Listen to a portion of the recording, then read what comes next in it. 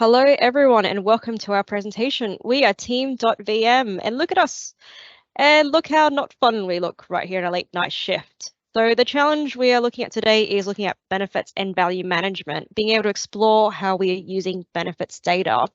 For our scope, we had three areas. Our first was actually looking at analysing the synthetic data that was given to us to generate reports for stakeholders, which meant that we needed to generate reports which are persona specific. And finally, we wanted to introduce automation features to send updates. But what's key in all of this is being persona specific, we need to meet the needs of our stakeholders. So to do that, we actually created persona profiles. This allowed us to highlight that our client and our senior leader needs high level information and benefits, but our benefits manager needs to have some sort of a detailed breakdown. Understanding this led to us developing our benefits to value framework, where it became clear that our benefits management is realizing the outcomes through achieving benefits, and our value management is being able to evaluate or measure our benefits to provide value. This allows us to track how our benefits lead to our outcomes on our projects, to our program outcomes, and finally to our UN Sustainable Development Goals. So how did we do this? This was done quite often in parallel, not one after the other. But we did first start with creating our historic data, as it's quite key, as benefits are often tracked after projects are completed. So we did this through Python-assisted project generation. Now, in terms of data cleaning, we did this through the ArcGIS spatial cleaning as well as through Excel, but we also started introducing the schematization or the framework I mentioned before. With dashboards working through Power BI, we created persona-specific dashboards. And in terms of looking at our UN sustainability goals and working our schematization, we started linking our benefits to our outcomes at our project level, but also UN outcomes. The main bit of analysis we did was actually creating benefit indices, using these indices to evaluate not just the progress of a project, but also the progress and the realization of the benefits itself. And finally, looking at Power Automation to be able to start tracking and providing reminders to those who input our information. And I'll go through further development routes in a little bit. But what this essentially looks like is, from a client dashboard point of view, what they have is very specific to the project itself. You can see at Project Charlie, they're a little bit behind schedule, but we have high level information about the UN SDGs, as well as the benefits realized so far, as well as the benefit progress.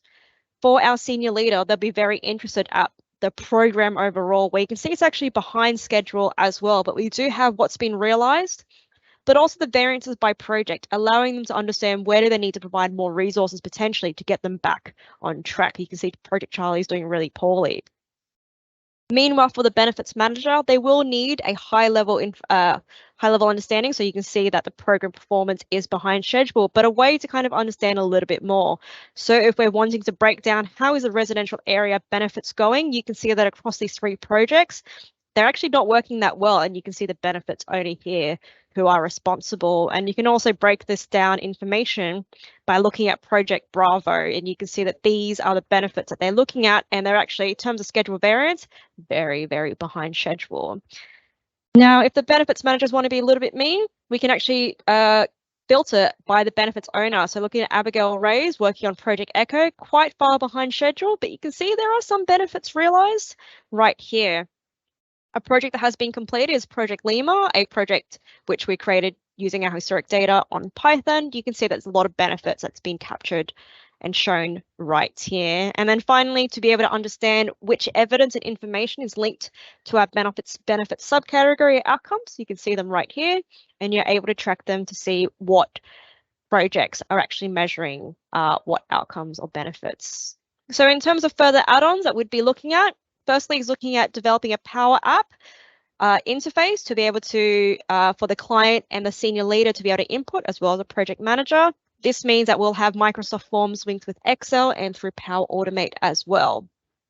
This means we'll be able to automate reminders as well as views to the various dashboards.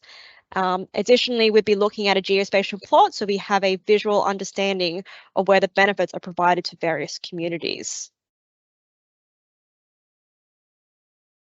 So for question 1, how do we present individual benefits for external parties? So you can see on our benefits Manager Dashboard 1, you are able to actually click by the individual benefits. So if you see here, clicking on the residential area, it allows us to bring up what projects are actually have this benefit and they're responsible for them. This allows us to actually compare projects across each other. So we can see that Project Delta is actually really lagging behind on this particular benefit with Charlie and Golf, doing slightly better, which may suggest that this may be a harder benefit to actually manage. If we scroll down, we're able to see that there may be some benefits which are doing really well across all projects, and comparing that as well. And we can see over here, we've also got the benefit owners we can look at. So for the question 2, what can we do to improve data security? So row level security could be introduced to provide the right level of information to the right viewers. So by defining the roles using the UX personas, bespoke filters will be applied to restrict the data and give visibility at the right detail. So for question 3, how do we adapt to changing priorities and objectives? So as the objectives change across the organization, there will be a need to rework the several classifications within our data sets. So the ongoing projects will need to be reworked into the new high-level structure of organizational objectives, which is responsibility of the organization, which will allow any new outcomes and benefits to be clearly linked in the system. So our actual schematization or our benefits framework of our data is actually flexible enough to handle this change, as any new projects, benefits and objectives can honestly be slotted into our framework. So if our priorities within the reporting change, our existing dashboards would require updating to reflect this. However, given our centralized data architecture within Power BI, we should be well adapted to adapt our reporting to fit the new priorities, as we just show them as they are, and you can just filter to see which ones you really do care about.